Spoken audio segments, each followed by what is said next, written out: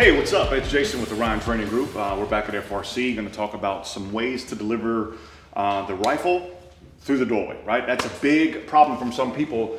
They might be working with something that's a little too long or a little too, like that suppressor, or, back in 75 when they had the 20-inch guns with full stocks, right? So if you're working with something like that, we're going to give you ways and options to be able to deliver this gun through the threshold in a pretty easy way, right? There's 3 different ways that we really talk about it, and one of them is over the shoulder, under the armpit, or keeping it in your shoulder and entering it from 45, right? So for the first one, again, going through the threshold, you're simply gonna break the gun over the top of the shoulder to step in and then be able to push into the corner that we can't see and deliver the gun back up, right?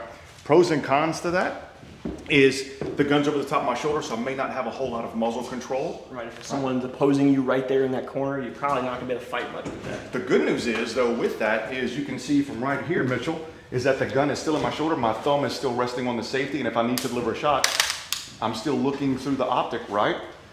I've got my handy dandy little laser pointer right here and just illuminate the torso of them and deliver my shot from this position. Super easy, right? So pros and cons to both. So that's going over the top of the shoulder when making room. We have to decrease the angle because I can't leave it in my shoulder and walk through the doorway because people will do this. So one of the other ways we talked about is going underneath the shoulder. Underneath the shoulder, we simply, as I get ready to break the threshold, the gun comes down like this as I push through the doorway, right? Bringing the gun up here to clear my corner, clear my second fire, continue to move, look for work. The big pro to that is I have a lot of muzzle control right here. I can do strikes with this if I need to move somebody back. And of course, Mitchell, you can still see that when it's underneath my armpit, I still have safety, trigger control from this position, right? It's a really good fighting position.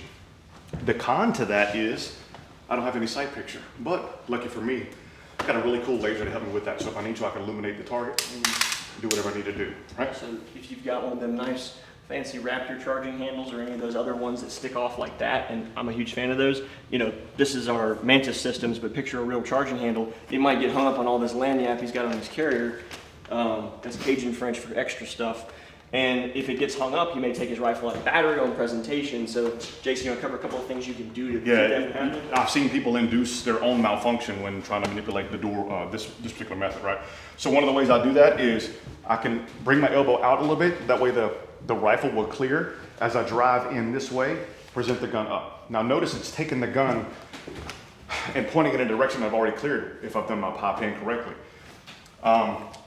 Another way is to simply just maneuver it, out and around to push it up, to bring it up to the shoulder when manipulating the doorway, right? One of the others we talk about is that was mentioned are the basically leaving the gun in your shoulder to enter the threshold, but I'm going to enter from a 45 because I can't walk through the doorway this way. Can't do it.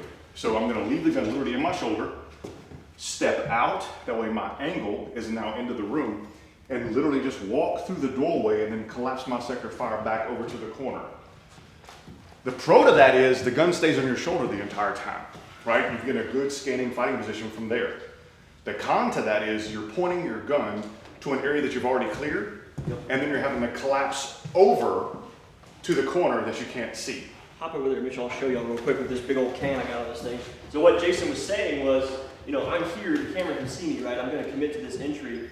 Let's say that there's some other farther threat down there, and I go to enter from the 45. Notice I'm losing sight of you. You're seeing my can. I'm translating through this plane here, and now I'm snapping back over to you. So I lost 30 or 40 degrees while exposing myself to it. So small con to that, right?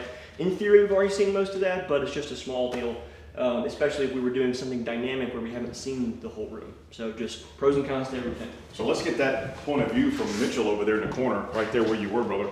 You saw what it looks like keeping the gun in your shoulder. Now we'll do the other two, right alongside that. So I'm going to come in, just bring the gun over the top, and look, right from this position right here, I'm able to clear the corner that I couldn't see from this room into this room. It's cleared.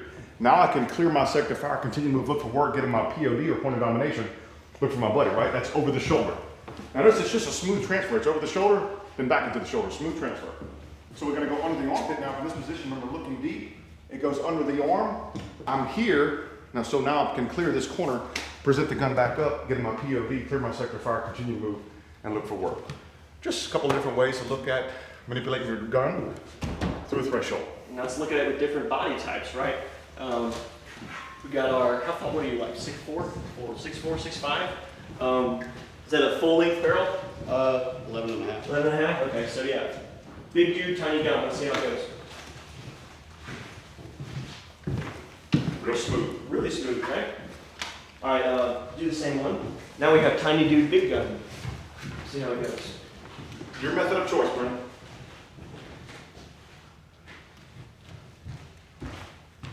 Real smooth, right? Real smooth. And notice with all those presentations from 3 different perspectives, the gun stays in the fight when you go over the shoulder or under the armpit. That's why I like those 2 preferred over the other, but we always want to have options. And that's what we pride ourselves here at OTG, to give you options, and that's why we call it flexible search. Yeah, that's pretty much it. So if you guys want a class in person, check out the website, oriontraininggroup.com. Got a whole bunch of stuff listed. As always, it's open enrollment. If you're an American citizen, it's not restricted. So check it out, come register for a course, learn it in person.